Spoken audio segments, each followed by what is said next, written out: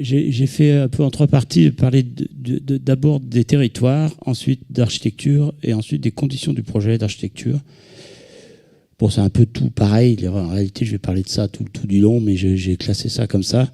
On a donc un colloque avec une réflexion sur réhabitons les petites et moyennes villes. Je voulais attirer l'attention des auditeurs sur le fait que le titre n'est pas neutre, c'est-à-dire qu'il y a cette idée de réhabiter, comme si on n'habitait pas déjà dans les petites et moyennes villes. En tous les cas, il y a l'idée derrière d'un manque de dynamisme quelque part et qu'il faudrait se saisir de ce qui est en partie vrai, en partie faux. Ça va faire partie un peu de la démonstration que je compte faire, c'est-à-dire qu'il y a des situations extrêmement diversifiées. Et je pense que l'adjectif petit et moyen, qui évidemment c'est moins que grand, quoi, laisse penser qu'il y aurait quelque part une sorte de dégradation du fait d'être petit ou moyen, qui ferait qu'on serait moins bien que les grands. Un petit peu comme les enfants, quoi, qui peuvent s'exprimer moins bien quand ils ont 2 ans, quand ils ont 10 ans.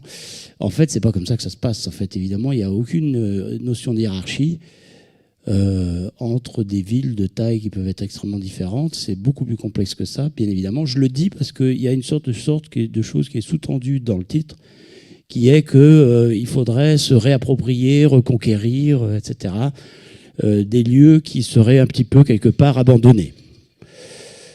Donc c'est plus complexe. Donc pour commencer de parler des territoires, cette question petit et moyen, je rappelle quand même, alors il y a des aimants, je suis désolé, des aimants de données peut-être que vous connaissez déjà, alors je suis désolé si vous les connaissez déjà, mais qu'est-ce que ça veut dire petite et moyenne ville? C'est une catégorie de l'INSEE, de classement, une catégorie donc les petites villes, c'est entre 5 000 et 20 000 habitants, donc vous voyez que c'est déjà énorme.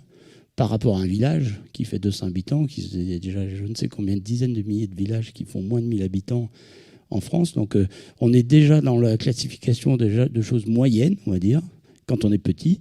Et quand on est moyen, on est déjà grand. Parce que les moyennes villes, en fait, du point de vue, je dirais, presque de la conception géographique, administrative, enfin pour l'État en quelque sorte, c'est les villes de 20 000 à 200 000 habitants. C'est-à-dire qu'on reste...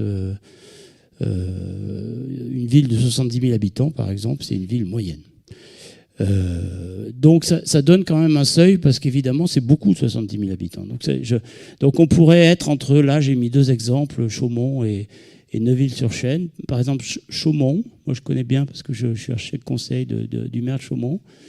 Ce qui est intéressant dans cette idée de petit et moyen, alors Chaumont, c'est 22 000 habitants, donc c'est pas petit, c'est pas vraiment grand non plus, on peut dire que c'est moyen. Mais ce qui est intéressant à Chaumont, et ce qui est intéressant dans cette idée de petit, qui donne une force incroyable à l'adjectif, ou de moyen, c'est que parce que c'est petit et parce que c'est moyen, tout est prêt.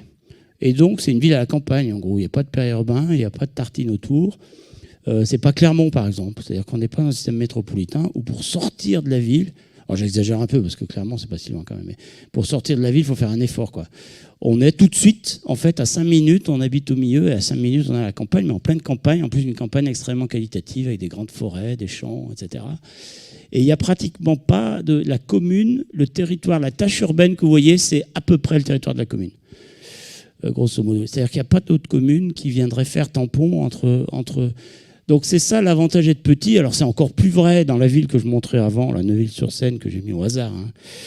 Mais grosso modo, comme c'est petit, ça veut dire que non seulement on a une certaine connaissance, une certaine proximité en fait avec les élus, avec les entreprises, avec les habitants, avec les commerçants, parce qu'il y a une sorte de taille qui est favorable à la relation. Mais en plus, on a un rapport direct avec l'agriculture, avec les grands espaces naturels, avec la rivière, quand il y a une rivière, etc., etc. Et ça, c'est plutôt déjà en soi un potentiel extraordinaire et une qualité. Donc on voit bien que dans le mot petit, qui a priori est un peu dégradant, il y a en réalité des qualités qui sont déjà sous-jacentes dès le départ. Ensuite, je voulais faire une petite... ne vous inquiétez pas, je ne vais pas vous parler de l'Europe et de la ruralité en Europe. Mais il y a une chose qui m'intéresse aussi, c'est que vous ayez toujours à l'esprit, qu'on ait toujours à l'esprit la nécessité de relativiser, en tous les cas de comparer et de se situer par rapport à nos voisins, notamment nos voisins européens, où la question de la petite ville ou de la moyenne ville, par exemple en Suisse ou en Belgique, toutes les villes sont petites et moyennes, quoi. Il n'y a pas vraiment... Voilà, après, il y a des conurbations qui sont gigantesques et métropolitaines, évidemment. Il y a Bruxelles qui est un peu plus grand, mais c'est plutôt un réseau de moyennes villes. Donc ces grands territoires qui fait qu'à un moment donné, vous traversez l'Aubrac, ou vous traversez, en France, on a des territoires comme ça, où vous traversez les Landes, vous traversez les Vosges, et pendant 100 km, vous avez quelques petits villages, et c'est tout. Ça existe chez nous, ça n'existe pas en Italie du Nord, ça n'existe pas en Suisse, ça n'existe pas en Belgique, ça existe moins en Allemagne. Ça existe en Espagne, etc. Donc, selon les pays, la question du grain, de la densité, en fait, de l'espace rural et du rapport entre l'espace rural, les villes moyennes et les grandes villes est radicalement différent. Je le dis parce que, et je vais le redire plusieurs fois, je pense, pendant la conférence, c'est qu'on a tendance parfois à travailler avec des concepts un peu généraux, le rural contre l'urbain, par exemple. En réalité, c'est très important, d'autant plus pour des architectes. Donc, j'allais dire, l'essence même de notre discipline, c'est de contextualiser, c'est-à-dire d'atterrir sur un site et dans une réalité en lien avec une réalité économique, une réalité sociale, une réalité physique, etc. En fait, de contextualiser et de se rendre compte qu'en fait, il y a une infinité de concepts qui sont évidemment très contrastés et que le mot rural, par exemple, ça veut rien dire, quoi, pour moi. Si on le qualifie pas de manière beaucoup plus radicale. La ruralité en Finlande n'a absolument rien à voir avec la ruralité au Portugal, par exemple. C'est absolument... Et en France, je vais en parler après, il y a des nuances aussi qui sont très fortes. De la même manière qu'on parle toujours du périurbain, on dit toujours la France, c'est le périurbain, c'est tout ce qu'il y a entre les villes et la campagne, où les gens se déplacent pour aller travailler en voiture, etc. Vous voyez qu'en fait, quand on fait l'inventaire du périurbain réel, c'est-à-dire des communes où plus de 40% des gens travaillent en dehors de la commune, c'est ça la définition du périurbain, on s'aperçoit que la France, il y a très peu de périurbains par rapport à l'Allemagne, par rapport à l'Angleterre, par rapport à l'Italie et par rapport évidemment à la Belgique et aux Pays-Bas.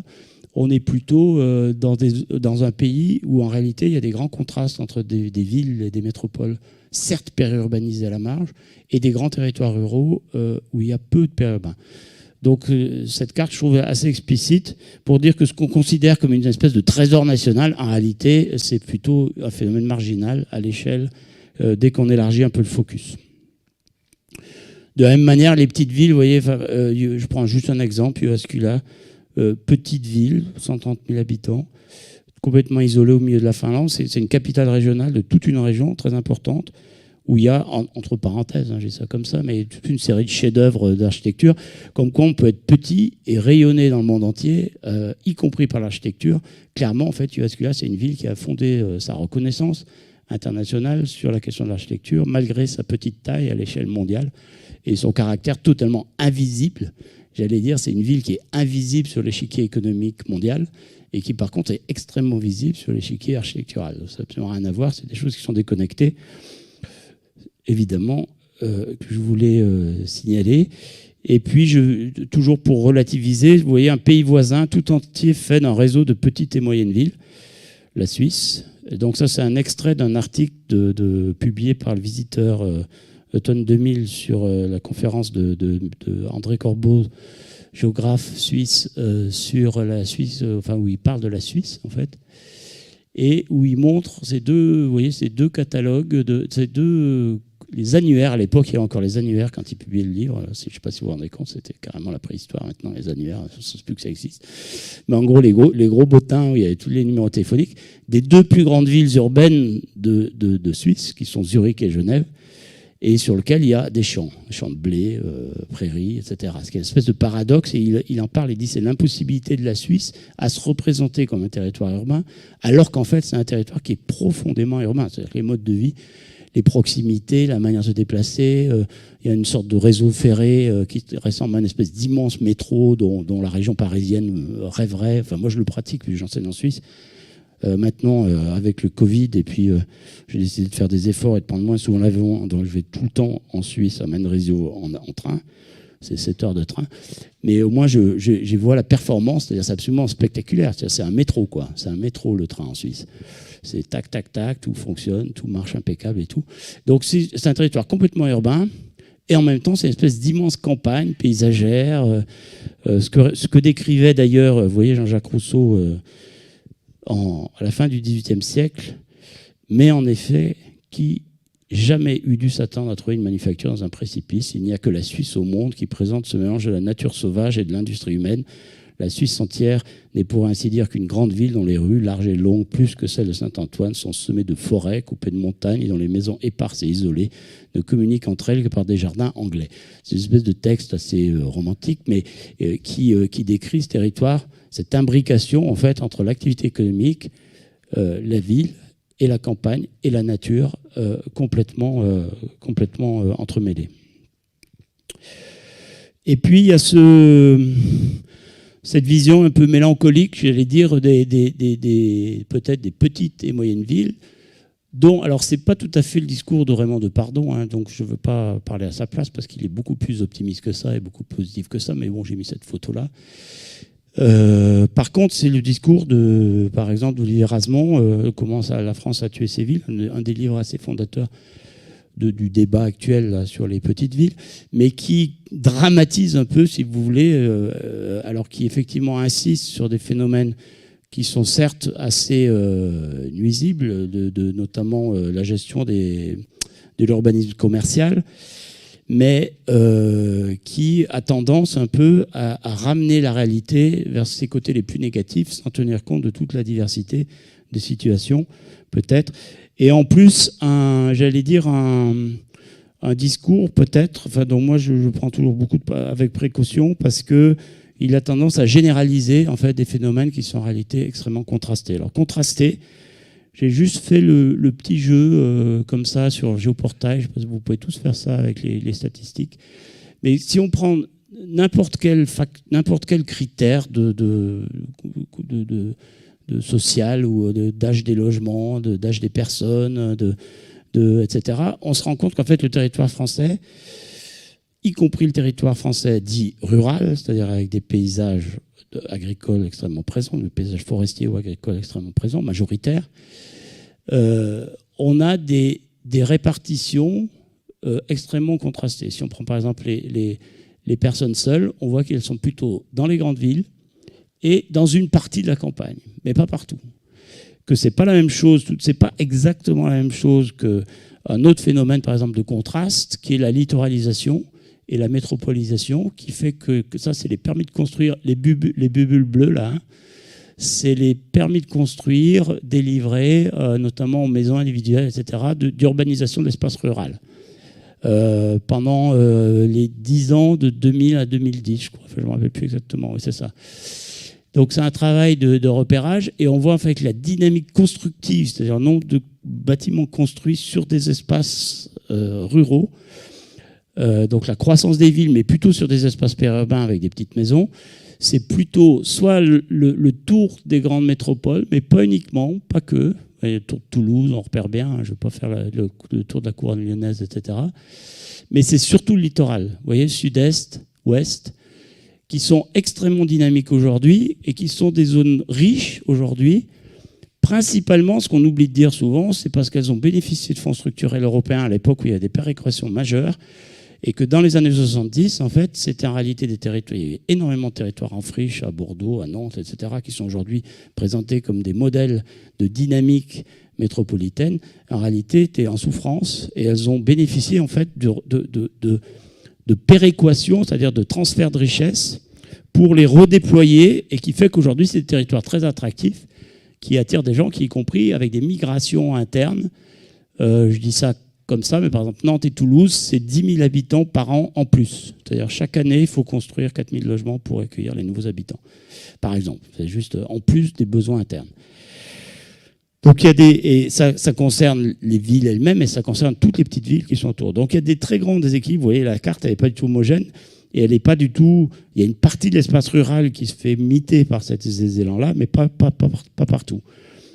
Les moins de 18 ans sur le territoire, c'est pareil. Les grandes villes et une partie de la campagne, qui est évidemment pas la même. C'est un peu le contraire de celle des plus de 65 ans, mais pas tout à fait. Mais on voit bien que par exemple, il y a un territoire âgé, très âgé, qui est beaucoup rural, mais c'est pas toute la ruralité française. Vous voyez que la Bretagne et le Val-de-Loire et tout, qui est aussi un espace rural majeur, est plutôt très jeune, à l'inverse.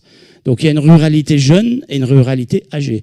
Donc l'idée que dans la campagne, il y a que des gens âgés, avec des villages en fin de vie, avec des gens qui ont 80 ans, etc., qui attendent d'aller en EHPAD, c'est une idée fausse. C'est vrai dans certains cas, c'est complètement faux dans d'autres. De la même manière, quand on regarde la répartition de la richesse, on pourrait penser que les campagnes sont pauvres. C'est globalement vrai. C'est pour ça que les élus, souvent les élus ruraux en particulier, sont mobilisés en disant on a besoin que l'État nous aide parce qu'on a en gros des difficultés. On n'a pas tout à fait les mêmes niveaux de revenus que les autres. Ce qu'on voit ici, tout le bleu interstitiel qui est sur la partie gauche de la carte. Et on voit aussi que dans le rouge, il y a évidemment les grandes villes, mais pas uniquement. Il y a des espaces strictement ruraux qui sont extrêmement riches. Par exemple, toute la frontière suisse là, et l'Alsace, c'est des territoires ruraux pour l'essentiel. Et le Jura, vous allez dans l'Ain ou dans la Haute-Savoie, la Haute-Savoie et l'Ain, c'est la deuxième région la plus riche de France après Paris, les Yvelines, et enfin après une partie de la et ça se voit, hein, c'est beaucoup plus riche que la région lyonnaise en termes de répartition. Hein. C'est un contraste qui est absolument spectaculaire. Pourquoi ? Parce que les gens travaillent à Genève, en fait. Et ceux qui ne travaillent pas à Genève, ils bénéficient du fait que les gens qui travaillent à Genève ont le double de salaire que ceux qui travaillent en France. Et donc, il y a un effet d'entraînement qui est lié en fait, à cette proximité de la métropole genevoise qui fait que le rural français est extrêmement riche, beaucoup plus que l'urbain dans d'autres cas. On voit aussi que j'ai pris au hasard, hein, vous voyez que dans les villes, par exemple Tours, c'est plutôt le périurbain qui est riche et le centre-ville est plutôt assez pauvre. Puis après, évidemment, dans la campagne, il y a des taches bleues. C'est le niveau de revenu, hein, ça. C'est pas tout à fait. Je ne veux pas rentrer dans les détails, c'est un peu compliqué à expliquer ce que c'est que le revenu disponible par unité de consommation, mais enfin, grosso modo, ça correspond au revenu pour les ménages disponibles. Sachant que le bleu foncé, c'est plutôt 7 000 par an et le rouge foncé, c'est plutôt au-dessus de 32 000 jusqu'à 100 000. C'est le plus fort, pour avoir une idée de grosso modo. On voit ici que dans les centres-villes, il y a aussi des inégalités. C'est-à-dire que je le dis parce qu'en fait, il n'y a pas que la campagne qui est pauvre. Vous voyez, à Lyon, on voit bien, hein, c'est les quartiers en particulier, en rue, etc. Dans le centre de Lyon, il y a des parties très pauvres. Il y a évidemment des parties très riches, mais elles sont plutôt en dehors de Lyon, sur le périurbain à l'ouest lyonnais. Et après, on voit très clairement que, par contre, que les villes, de manière générale, ont tendance à attirer des revenus, ou à accueillir des revenus plus forts, même si c'est pas complètement homogène sur Clermont-Ferrand, on le voit aussi. Et que, donc ça, c'était sur Lyon, j'en parlais, mais il y a du bleu dans le rouge, quoi, en gros. Là, on voit par exemple le périurbain. Je discutais l'été dernier avec le maire d'Issingeaux, qui est une commune, une sous-préfecture de la Haute-Loire, là, parce que je suis de la région, donc j'habite tout près, et qui disait que, notamment avec le Covid, il a des problèmes que beaucoup d'espaces ruraux, parce que c'est plutôt un espace rural, mais à cause de l'axe de la 88, qui est la route de Toulouse à Lyon, qu'on voit là, qui est en biais et qui est plutôt jaune comme ça, qui tire en fait les revenus urbains qui sont plus élevés vers la campagne. Les gens ont tendance à migrer en fait, et y compris le marché immobilier se transforme.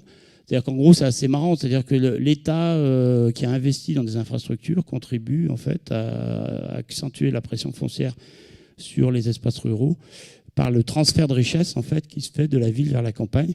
Et qui fait qu'évidemment, comme il y a beaucoup de gens qui ont un haut revenu qui veulent acheter des biens à la campagne, les prix montent, quoi. Ce qui est à la fois négatif, parce que tout le monde dit, évidemment, ça c'est vraiment très pénible, restez chez vous, les urbains, etc. Sauf qu'en réalité, c'est un transfert de richesse. Hein. C'est-à-dire que l'argent qui est réinjecté dans l'économie locale, en fait, il sert à l'économie locale. Et il sert aux habitants, y compris ceux qui sont là depuis toujours et qui ont des revenus plus faibles et qui, grâce à ces transferts de richesse, ont des revenus qui augmentent. Donc il y a des dynamiques en fait, d'entraînement interterritorial qui sont extrêmement riches et qui sont parfois perçues comme étant des agressions, presque, j'allais dire. Et moi, je n'arrive pas à comprendre. En fait, on a un territoire continu. Enfin, moi, je suis français. Je suis très fidèle à la question de la République. Il y a des solidarités territoriales. Et quand il y a des transferts de richesse de ce type, c'est plutôt bon signe, en fait, évidemment. Encore faut-il savoir utiliser, en fait, évidemment, de savoir optimiser cette... Voilà, Clermont. On voit que tout n'est pas rouge, tout n'est pas blanc. Il y a du rouge dans le bleu et il y a du bleu dans le rouge. Voilà. Ce que vous avez visité, alors je ne sais pas si tout le monde a visité, mais les visites de cet après-midi, par exemple, on voit 2 villages. Un qui est dans l'aire périurbaine de Clermont, malgré tout, même si elle est un peu loin, Plauzat, où on voit que le centre du bourg est plutôt beaucoup plus pauvre que les lotissements récents. Alors ça a l'air évident, mais c'est souvent le cas. Il y a souvent des écarts de ce type. Et puis Chalier, par contre, qui est assez homogènement plus pauvre. Alors ces territoires-là, ils restent quand même... Ils ont encore des qualités, enfin, ils ont des qualités qui sont extraordinaires, notamment quand on voit la Chalier, c'est dans la petite boucle là-bas, c'est ici, pardon, c'est ici, là, pas très loin de l'autoroute, mais enfin c'est suffisamment à l'écart, au bord de la Truyère, je crois que c'est ça, hein, c'est bien la Truyère, ouais, je ne dis pas de bêtises, qui a un paysage, alors c'est magnifique parce que vous voyez, c'est presque le même paysage qu'il y a 150 ans, sur la carte d'état-major, il y a une espèce de stabilité. Souvent, j'imagine que vous faites pareil quand on regarde la carte d'état-major sur le géoportail, puisqu'on a la chance d'avoir à disposition cet outil magnifique. On se dit, c'était quand même vachement mieux avant, quoi, parce qu'on n'avait pas tout tartiné. Et par exemple, ce genre de territoire, il n'a pratiquement pas bougé un petit chouï après. Alors, il y a l'autoroute, mais l'autoroute, en fait, c'était la route royale qu'on voit ici, là, cette grande route nationale, en fait, qui existait déjà. C'est-à-dire ce lien-là, il existait déjà à l'époque avec village que... Alors moi, j'étais accessoirement aussi avec le collectif AJAP, j'ai été commissaire de la 15e Biennale de Venise en 2016, où on avait présenté ce projet. Moi, j'avais fait la visite du projet, le dialogue avec les élus. C'est des photos qui ont été prises par un collectif de photographes et de preneurs de son, la Myope, magnifique, qui avait fait un film. Et le jour où on avait fait la visite, je me rappelle, c'était au mois de février. Alors moi, en plus, j'habite dans la Haute-Loire, je venais de la Haute-Loire. Je m'étais paumé dans la Margeride, il y avait des congères absolument invraisemblables. Donc je suis arrivé par la Margeride du côté, avec 2 heures de retard, parce que je m'étais pris les congères. Donc déjà, j'étais bien dans l'ambiance, en redescendant depuis Langeac sur Chalier. Mais je me rappelle d'une émotion absolument incroyable, de la satisfaction en fait des élus de ce village là qui est minuscule et de leur fierté quoi d'avoir fait ce travail avec Simon Tessou à partir d'une question qui était un peu résiduelle au départ, puisqu'il s'agissait de refaire les réseaux de voirie, quoi, en gros de faire un travail de voirie qui d'habitude est traité par un bureau d'études de manière un peu rapide, et qui tout d'un coup ça rendait une dignité incroyable à ces espaces ordinaires qui relient quelques maisons en belvédère comme ça sur la Truyère, avec l'abri pour les poubelles, le petit parking devant, des choses tout à fait simples qui d'habitude sont extrêmement maltraitées et qui tout d'un coup prennent une dimension incroyable. Et ça, c'est quand même la puissance de l'architecture. C'est ce que j'aimerais faire passer comme message, c'est d'arriver à transcender, c'est-à-dire de passer de choses très simples, comment on range les poubelles, quoi, en gros. Enfin, c'est des choses qui en général sont absolument pas dans le collimateur de personne. Et donc, c'est toujours dégueulasse. Et c'est toujours des endroits où c'est plutôt source de conflit que source de réunion. Et d'en profiter, en fait, de cette question un peu triviale, un peu ordinaire, pour mettre en scène, en fait, ce qui est une des ressources la plus magnifique, la plus extraordinaire, et ce qui fait qu'en fait, la chance, finalement, d'habiter là, qui est ce rapport, en fait, au paysage, qui est tout d'un coup révélé, magnifié, en fait, par cette intervention très économe et très simple. Donc ça, c'est un modèle, moi je trouve, un modèle d'architecture. Je ne dis pas ça parce que c'est le directeur de l'école qui a fait, mais en l'occurrence, je me permets quand même de le dire. C'est une sorte de modèle. Aujourd'hui, on parle beaucoup d'économie de moyens. Je pense que c'est l'exact positionnement qu'on peut avoir sur des territoires où effectivement il y a des ressources qui sont plutôt modestes, mais où avec ces ressources modestes, on peut faire énormément. Et puis sur Plauzat, moi je ne suis pas allé et je ne connais pas le travail qu'a fait Boris Boucher à Plauzat. Mais on voit qu'on n'est pas si loin que ça non plus, malgré la périurbanisation de la carte d'état-major, même s'il y a un peu de lotissement autour du village. C'est-à-dire qu'on a toujours ce rapport à l'espace agricole, ce rapport après avec la vallée de l'Allier qui est assez proche. Et donc, c'est aussi ces raisons positives, c'est ce que j'avais défendu dans le rapport que j'avais rendu à Sylvia Pinel. Je ne suis pas le seul, heureusement, à défendre ça.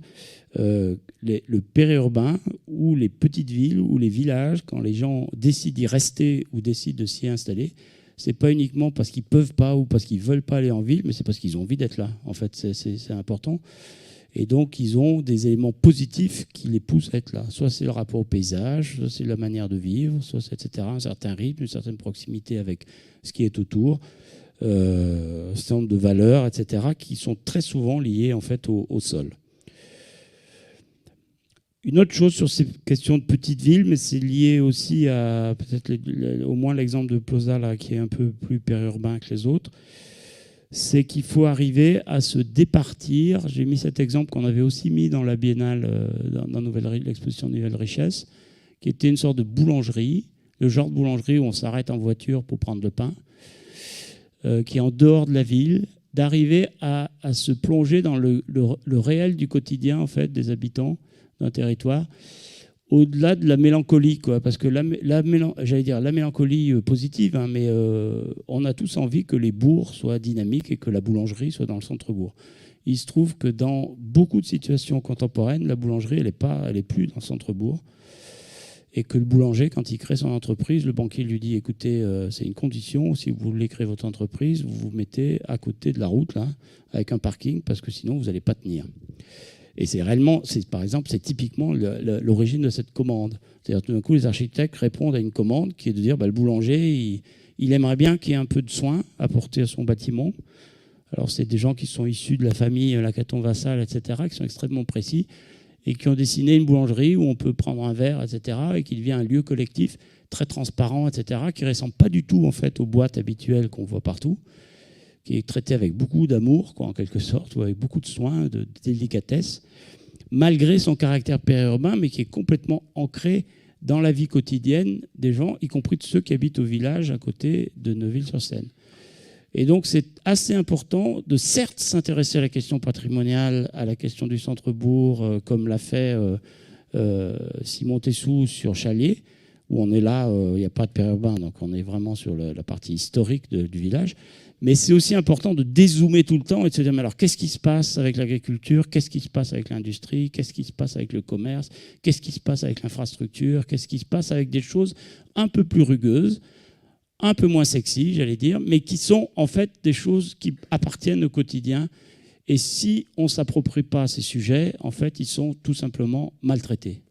Et ils contribuent en fait à dégrader le quotidien, le cadre de vie des habitants et des gens qui travaillent dans ces territoires. Voilà, c'est un peu le message.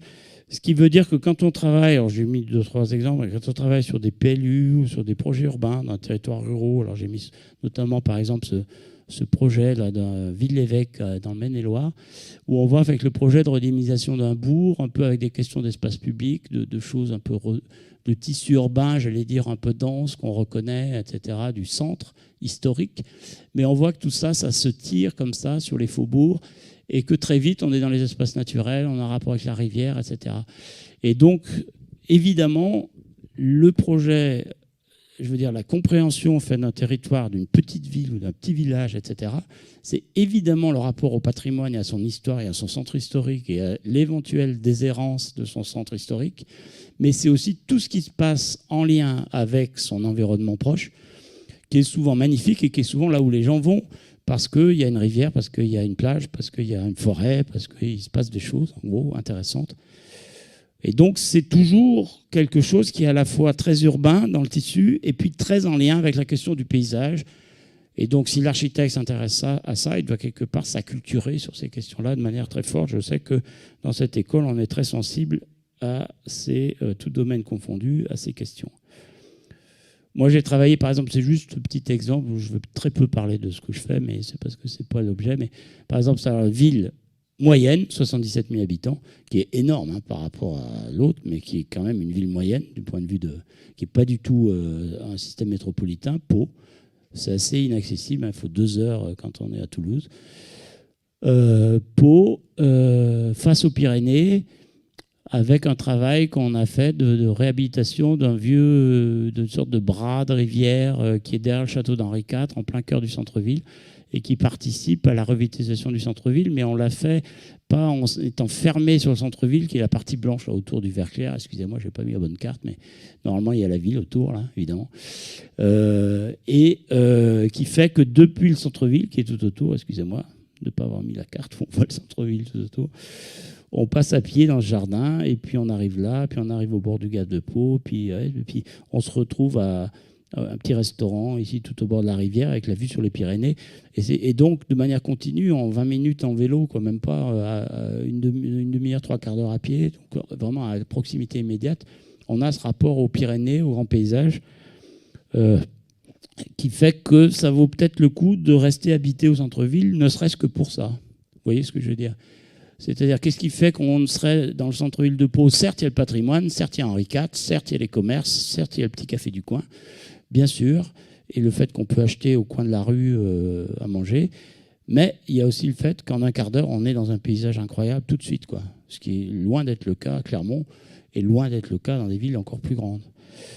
Et donc, on a travaillé. Alors après, c'est un projet d'espace public, vous voyez, c'est très simple. Après, il faut arriver à ne pas se planter, pas enlever les mousses, pas mettre de garde-corps et donc négocier qu'il n'y en ait pas là où il n'y en avait pas, mettre un ascenseur qui ne se voit pas, qui permet aux gens âgés et aux parents avec les bébés de descendre, pas bousiller les murs avec les fougères. Donc, c'est plutôt garder ce qu'il y a, quoi, vous voyez. À droite, c'est le château d'Henri IV, là, en haut, qu'on ne voit pas. Et puis, en fait, après cet espace, c'était un lieu complètement reculé. Virer les bagnoles, on a viré toutes les bagnoles. Donc ça, c'était avec les habitants, avec les élus. Hein. Ça, c'est pas fait du tout de manière simple. C'était un projet compliqué, mais qui aujourd'hui devient un lieu en lien avec le grand paysage, très simple, beaucoup d'économies. Peut-être qu'on n'est pas aussi bon que Simon Tessou quand même. Enfin, on essaye. Peu de moyens et qui en fait relie cette petite ville à son grand territoire de manière évidente, quoi. Et ça, c'est pas quelque chose qui était du tout dans la commande au départ. Hein. C'est apparu, pas uniquement d'ailleurs grâce à nous, mais aussi en discutant avec les habitants, les associations. Il y avait tout un tissu associatif assez dynamique, assez sympa, qui nous a beaucoup aidé à réfléchir sur ce site. Autre chose, pour toujours sur les territoires, et je terminerai, mais après ça va un peu plus vite. Moi, j'ai travaillé aussi sur le massif des Bauges, sur parfois... je disais tout à l'heure de cette question de l'interterritorialité et de qu'est-ce qu'on gagne à se rendre compte qu'on est dans un système riche de relations avec d'autres. Les Bauges, c'est un parc naturel régional sur un des massifs avec le Vercors, la Chartreuse, etc., qui est près de Chambéry, enfin qui est au-dessus de Chambéry, en fait, en Chambéry-Annecy. C'est un parc naturel régional. Ils ont du bois, mais ils n'arrivent pas bien encore à l'utiliser. Ils ont fait une école, un petit peu école d'ailleurs, le village s'appelle mutualisé entre plusieurs villages. Et par exemple, c'était un atelier des territoires, c'est en discutant avec eux, on a visité la Syrie, etc. Et ils étaient très fiers de nous montrer qu'ils avaient fait l'extension de la mairie, l'extension de l'école, un petit bout ici, un petit bout là et tout ça. Et en fait, en leur disant, mais vous vous rendez compte quand même que vous êtes à 1 heure de Lyon, 1 heure de Genève, et que ce dont rêvent Lyon et Genève, c'est de construire des immeubles en bois.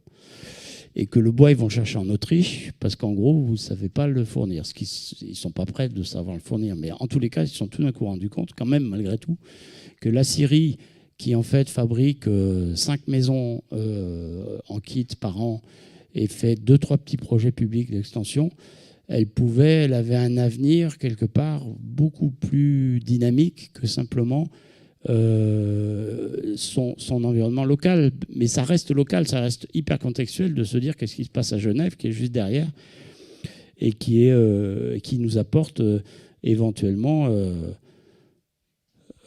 et maintenant, moi, je travaille aussi dans la région de Genève, parce que je travaille dans sur l'Ain et la Haute-Savoie depuis déjà une quinzaine d'années, sur des projets où on essaie justement d'utiliser les ressources locales pour construire des projets dans un contexte métropolitain. Donc il y a une sorte d'interdépendance qui est plutôt une richesse pour ces territoires-là, complémentaire de ce qu'ils ont. Ça passe pas très bien, en fait, je dois dire. Ça, c'est une chose qui passe mal, bizarrement. Enfin, moi, je trouve, on a un problème, c'est un problème français. Le vrai problème français, c'est pas qu'il y a des pauvres et des riches, C'est que quand on est dans un territoire, on a l'impression qu'on est tellement différent des autres que surtout, il ne faudrait pas qu'on en dépende. Alors qu'en fait, toute notre histoire, c'est l'histoire d'une dépendance, c'est d'une série de liens, en fait, tout à fait fertiles et productifs, qui fait qu'à un moment donné, on a tissé notre richesse en ayant des liens avec les autres, tout simplement. En fait, c'est le principe même du commerce, de l'échange de connaissances, etc., etc.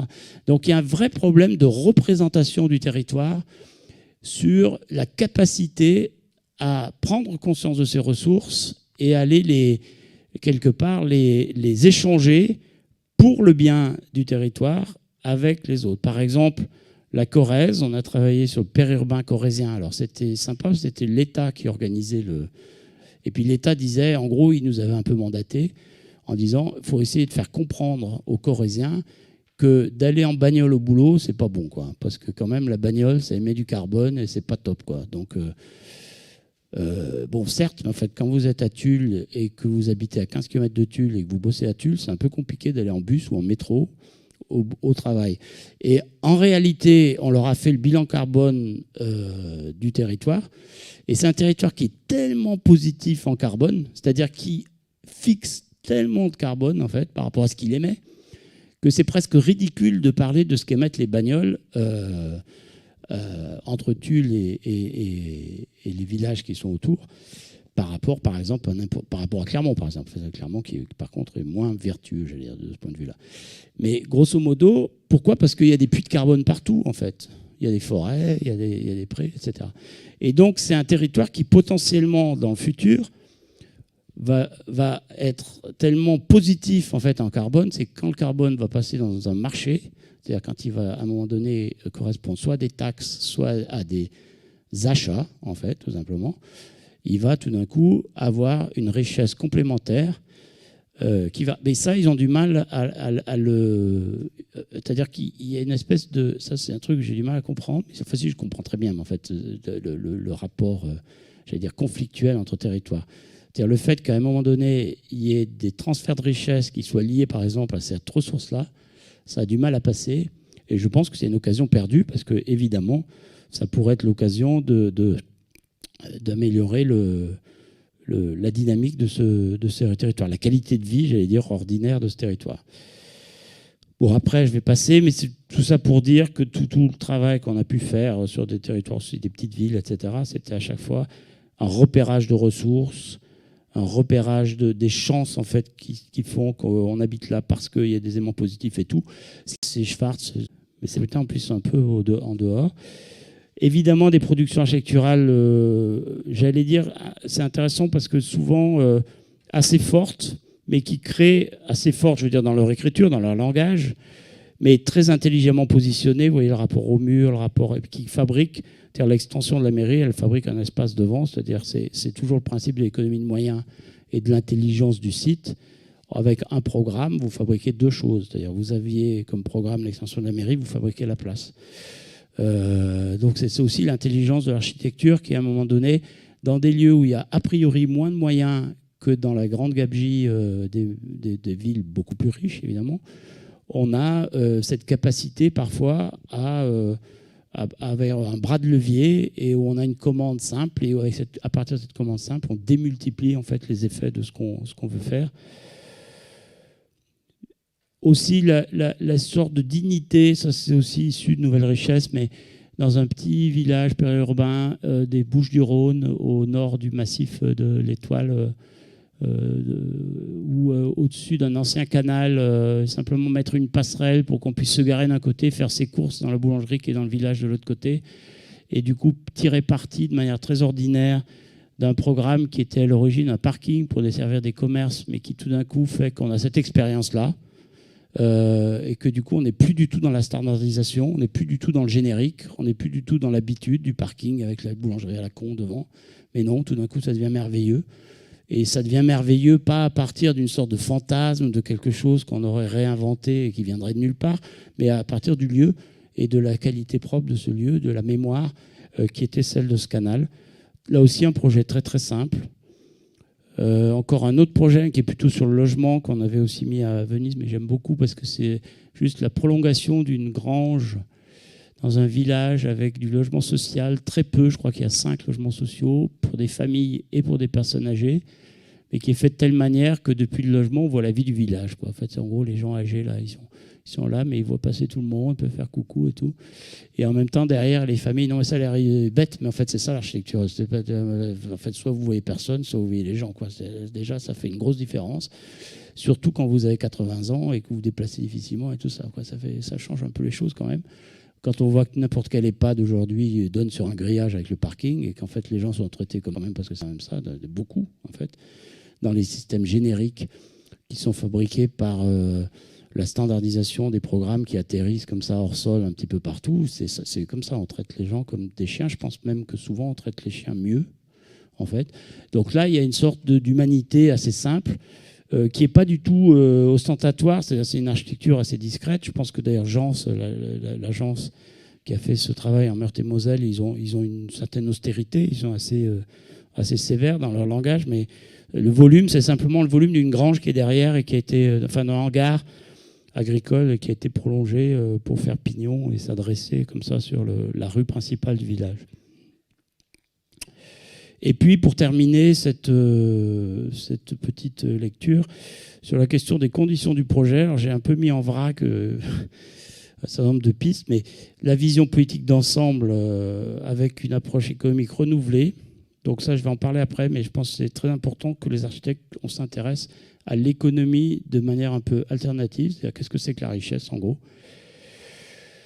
Au-delà de l'argent et du budget, il y a les relations sociales qu'on peut développer, les savoir-faire qu'on peut mettre en valeur, contribuer à mettre en valeur, évidemment, ça, on n'est pas seul.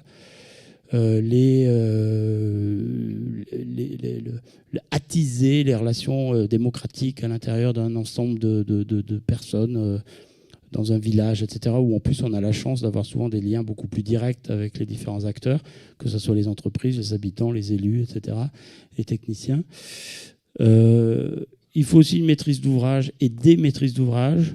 Donc ce n'est pas forcément en copiant en fait l'espèce d'appareil technocratique extrêmement puissant qu'ont les métropoles, où pour la moindre question, il y a 72 assistants à la maîtrise d'ouvrage, 47 séries de réunions pendant 72 mois et pour résoudre une question, somme toute, relativement mineure, parce qu'en fait, il y a une espèce d'énorme appareillage technique. J'exagère un peu, mais c'est quand même comme ça que ça se passe, grosso modo. Donc on n'est pas obligé de copier, de translater sur l'espace rural l'organisation complexe, j'allais dire, du contexte technique en fait, des métropoles.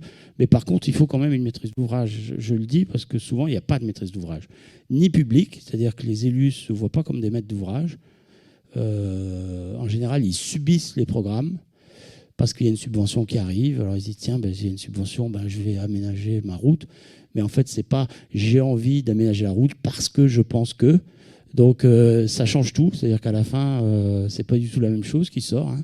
C'est comme ça qu'on voit Chalier, c'est pas pareil que le reste. C'est sans doute à cause de ça. Les élus, à un moment donné, ils ont eu la capacité à comprendre qu'ils pouvaient faire autre chose que le générique, l'ordinaire, avec des subventions, puisqu'ils avaient des subventions pour faire ça. Ils n'ont pas tout financé, évidemment, eux-mêmes. Mais grosso modo, d'arriver à réaffecter les opportunités dans des choses stratégiques. Je pense que les architectes, puisque vous êtes nombreux de futurs architectes ici, on a capacité à aider en fait les élus à fabriquer en fait cette volonté sur la durée, cette cohérence. L'économie des décisions, ça va avec la cohérence des actions, ça évite de faire 2 fois les choses. Le courage du contexte, j'ai mis, parce que le refus de la standardisation, ça me paraît être une chose fondamentale. Très souvent, j'allais dire l'effet pervers, qui pourrait être l'effet pervers des politiques d'aide menées par l'État, notamment les politiques de défiscalisation, c'est qu'elles ont tendance, alors elles le font dans les métropoles, mais elles le font aussi dans les espaces ruraux sur certains programmes, elles ont tendance à créer des sortes de procédés, en fait, qui standardisent l'espace en même temps qu'ils standardisent le processus. Par exemple, les résidences-services pour les seniors, ça devient une espèce de produit, ça se ressemble tout. Moi, en tant qu'urbaniste, j'ai des missions dans toute la France. Une résidence-service, je peux vous dessiner le plan, en fait, que ce soit à Arras, à Toulouse ou n'importe où. En fait, ça a le même plan, en fait, du nord au sud de la France. C'est un produit de défiscalisation qui bénéficient donc d'aide de l'État pour développer en fait une réponse à un besoin sur des territoires divers et variés. Ça correspond en fait après à un produit. C'est comme quand vous achetez une brosse à dents. La brosse à dents, elle ressemble à une brosse à dents. Si vous voulez. Il n'y a plus de réflexion. Vous réfléchissez pas. Vous ne disiez pas, tiens, ça pourrait être des brosses des deux côtés. Ou... Non, en fait, non, c'est le truc bête, quoi. Vous réfléchissez plus. Il n'y a plus rien. Et du coup, après, c'est juste où on la pose. Alors, il y a le parking, en plus, ça va être où on la pose. Hop, boum, tiens, j'ai un terrain, la tape au fond, on va la mettre là. Voilà. Mais c'est vraiment comme ça que ça se passe. Donc, évidemment, on peut aider à ce que ça se passe différemment et dans la manière de poser les choses par rapport à des cohérences de plus grande échelle et dans la manière de les faire, évidemment. C'est pour ça que je dis, évidemment, c'est un risque et il faut du courage, en fait, pour se confronter au contexte, de dire, mais ici, c'est comme ça que ça se passe, parce que les choses sont différentes, et donc on pourrait faire différemment, et donc, etc., etc. La mise en intelligence collective des ressources, matérialité, fabrication, maîtrise d'usage, utilité publique, savoir-faire, connaissance, innovation, partage, mise en commun, etc., qui font partie de la richesse, en fait, comme le défendent certains économistes, pas tous. Je lisais récemment, en fait, par exemple, sur cette question, un texte d'Éloi Laurent, qui est un économiste tout à fait contemporain, tout à fait passionnant à lire, qui enseigne à Stanford et à Sciences Po, donc qui est une pointure internationale, mais qui fait partie des économistes alternatifs à ce qu'on appelle l'économie néoclassique, qui est essentiellement basée sur des critères financiers. Donc lui, au contraire, il développe le contraire. Et il dit simplement, c'est assez terrifiant, c'est-à-dire que dans les publications récentes des 10 dernières années dans la discipline de l'économie, donc les publications académiques à l'échelle du monde entier, il y a seulement 0,2% des articles qui sont consacrés à la question du changement climatique et à la manière dont l'économie doit se saisir de cette question. Ça ne veut pas dire qu'il n'y en a pas, mais ça veut dire que c'est 0,2%. Voilà. Donc ça veut dire que les économistes, de manière générale, à 99,8%, ils parlent d'autre chose que du changement climatique. Ce n'est pas un critère, ça n'existe pas. Et c'est pareil pour ces questions-là, c'est-à-dire que dès qu'on parle plus d'argent, en fait, d'un coup, il y a des gens qui décrochent, quoi. Donc je pense qu'en tant qu'architecte, puisque nous, on est vraiment... quand vous travaillez avec une entreprise, vous ne parlez pas que d'argent, quoi. Vous parlez de savoir-faire, vous parlez de ressources, vous parlez de transfert de connaissances, vous parlez d'innovation, vous parlez de tout un tas de choses qui ne se monnaient pas directement, aussi simplement. Ce n'est pas juste une question de budget. Et donc, on est au cœur de cette création de richesse, j'allais dire, non monétaire, qui est absolument décisive. Et donc, on doit s'intéresser à ça. Et en particulier dans ces territoires ruraux, ces petites villes, etc., où les proximités entre les acteurs sont grandes, et il y a souvent des effets de synergie qui sont considérables, on peut jouer un rôle absolument décisif. Donc ce n'est pas que dessiner des bâtiments, hein, c'est bien plus que ça, c'est construire des relations, construire des systèmes de ressources.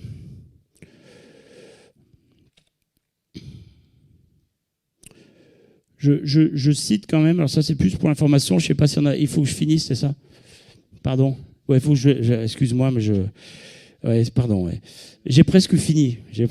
Ça, c'est ça qui va te rassurer. Mais je cite parce que je sais pas, il y a peut-être certains d'entre vous qui font des mémoires ou des choses sur la question.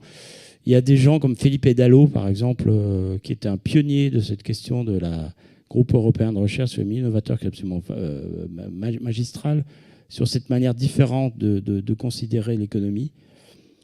Et puis j'ai mis quelques... Éloi Laurent, La République et ses territoires. Laurent Davezies qui a beaucoup écrit sur ça, sur la question de la circulation invisible des richesses. Deux livres plus anciens, américains, mais qui sont très intéressants sur le biorégionalisme, et puis l'importance des lieux par rapport aux nations en termes économiques. Et puis, toute une série de gens, en fait, qui sont passionnants. J'ai oublié Martin Vanier, d'ailleurs, on parlait de Martin Vanier tout à l'heure, mais qui parle du territoire en des termes plus équilibrés que ce qu'on entend parfois. Je vais passer un peu vite. Bon, toujours dans les conditions, quand je disais conditions, par exemple, quand une ville a un plan guide et commence à réfléchir, et ben, quand ils commencent à faire un concours d'école, ils prennent 3 bons architectes. Après, ils en choisissent un meilleur que les autres, et puis ça donne ça, quoi, par exemple. C'est pas uniquement, c'est pas un rapport direct des faits, mais quelque part, Et je dis ça parce que en France, c'est pas la culture, mais par exemple, pourquoi l'architecture suisse, elle est si visible à l'international? C'est parce qu'en fait, en Suisse, le moins de bâtiments qui est construit, il y a un concours, c'est toujours un niveau d'excellence. Le concours, c'est 3 séances. Enfin, moi, je fais des jurys en Suisse, donc je sais. C'est-à-dire que c'est pas juste vous allez comme ça pendant 2 heures et vous dites tiens, lui, il est vachement mieux que l'autre. Puis il y a la commission technique et puis au bout de 2 heures, on a décidé de prendre le projet que la commission technique avait déjà sélectionné. C'est pas du tout ça. C'est-à-dire vous visitez le 6, vous faites une première séance, vous discutez 2 jours avec les élus, vous refaites une autre séance 1 mois plus tard, vous rediscutez une journée. Et tout ça, après, il faut faire un rapport, après, il y a une expo, après, il faut une publication, etc. Puis, il faut justifier pourquoi on a choisi ça. Et il y a des professionnels dans le jury qui sont majoritaires, c'est-à-dire qui conseillent les élus, qui prennent la décision finale. J'ai fait la même chose en Finlande. En Finlande, c'est comme ça. C'est-à-dire que vous avez des professionnels qui discutent, et puis après, les élus décident. Et donc, il y a un niveau qualitatif qui est lié beaucoup à ça. Alors après, évidemment, il y a des choses positives, évidemment, qui sont enthousiasmantes. Il y a aussi un deuxième... Dans les conditions du projet, je trouve qu'il y a une chose qui vient... J'ai fini, Jean-Louis. C'est cette question des nouveaux matériaux et des manières de construire alternatives. Ce qui est intéressant, justement, et ça, c'est un point de vue que j'apporte peut-être complémentaire à ce que d'autres pourraient défendre, l'expérimentation, elle a plutôt lieu à la campagne, dans les petites villes. Pour les régions que j'ai évoquées, c'est parce qu'il y a une proximité d'acteurs, il y a des gens qui prennent plus de risques, il y a des rapports directs entre l'élu, l'entreprise, l'architecte, etc. C'est beaucoup plus facile de faire de l'expérimentation sur construire en terre, construire en pierre, etc., dans des contextes qui sont, j'allais dire, moins métropolitains, où il y a moins de complexité technique. Donc on voit là, par exemple, sur la construction en terre brute, on le voit, l'agence Studiolada, là, qui est extraordinaire, fait un marché comme au XVIIIe siècle avec des voûtins en pierre massive.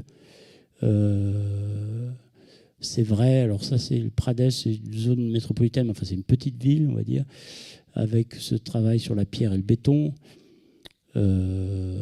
C'est vrai sur là aussi la question du parement-pierre avec un développement d'un ATEX spécifique sur des petits projets en fait dans des contextes plus légers.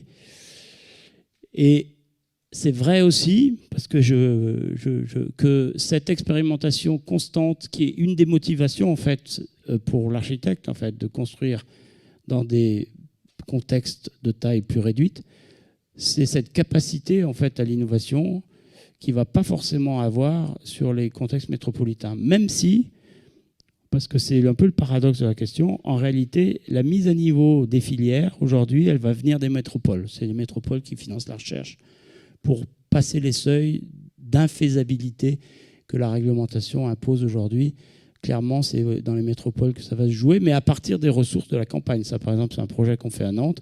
On a fait un sourçage d'une 60aine d'entreprises qui sont toutes dans la région nantaise, mais sur 5 départements, vous voyez, qui sont toutes à la campagne. C'est-à-dire, évidemment, le chanvre, il n'est pas cultivé dans le centre de Nantes, il est cultivé à la campagne. Donc, quand vous construisez en chanvre, vous vous adressez à des gens qui travaillent dans un contexte rural et qui, en réalité, très souvent, ont déjà fait des expérimentations dans ce contexte rural, tout à fait réussies, mais qui sont incapables de répondre à des commandes plus importantes et à dépasser les seuils réglementaires.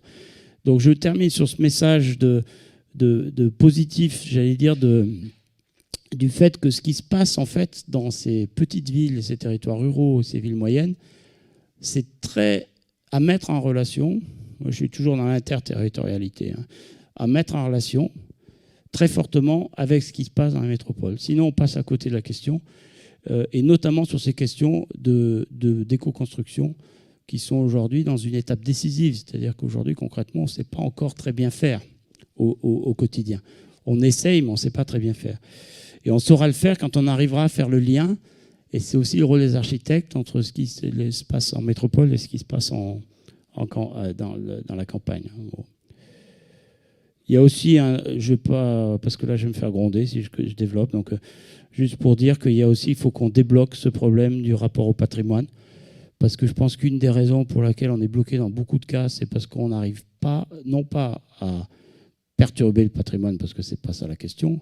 Il ne s'agit pas de refaire de la tabula rasa comme on a fait à un certain moment, mais de faire ce que font très bien les Espagnols, par exemple, c'est-à-dire faire de l'architecture contemporaine, actuelle, avec les besoins contemporains, etc., de très haut niveau, dans des contextes patrimoniaux extrêmement sensibles.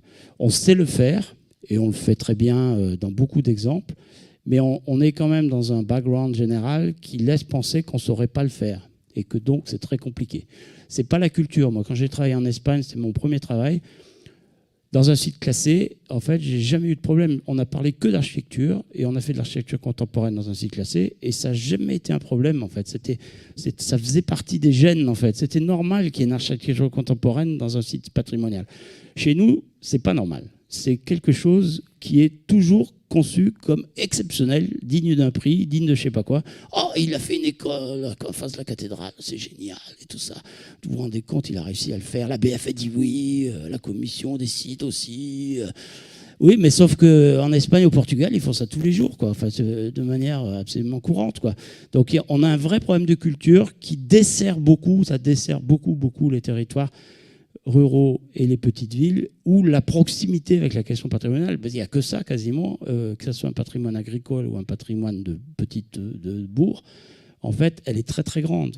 Et donc, on a beaucoup de chemin à faire dans ce registre. Et je termine avec cette phrase, l'architecture, un engagement situé, pour juste rappeler en fait cette espèce d'amour du contexte et de méfiance vis-à-vis des concepts génériques, notamment le concept de ruralité un peu trop globalisant, et la nécessité de s'engager sur place dans le territoire, voilà, au quotidien, j'allais dire.